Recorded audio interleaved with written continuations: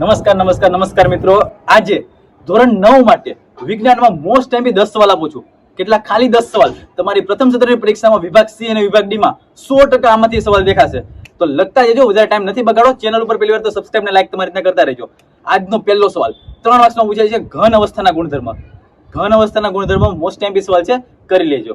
આજનો સવાલ નંબર 2, નામ છે એનું ટિન્ડલ અસર. ટિન્ડલ અસર જે આકૃતિ આરે તમારે દોરવાની છે, આ પણ વિભાગ સી અને વિભાગ ડી માં મોસ્ટ ટાઈમ સવાલ છે. ચાન્સ એવા છે કે વિભાગ સી માં આ સવાલ પૂછાશે. આજનો સવાલ નંબર 3, 100% HRS ની આગાહી છે કે આ બે માંથી એક સવાલ 100% દેખાશે.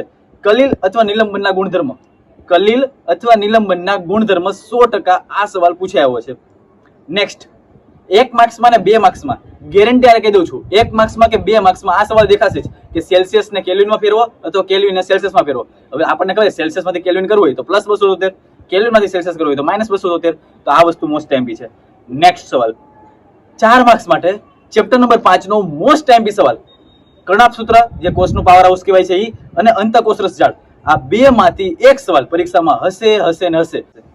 નેક્સ્ટ સવાલ, ધાતુઓના અને અધાતુઓના ગુણધર્મ તફાવત સ્વરૂપે પૂછાય અથવા ખાલી ધાતુના બી પૂછાય. તો ધાતુ અને અધાતુના ગુણધર્મ કરી નાખવાના છે, પરીક્ષા માટે મોસ્ટ ટાઈમ છે. છેલ્લો સવાલ નંબર 8 જે છેલ્લો ચેપ્ટર છે, ચેપ્ટર નંબર 13, એમાંથી આવે છે. નામ છે મત્સ્ય પાલન અથવા મત્સ્ય ઉછેર.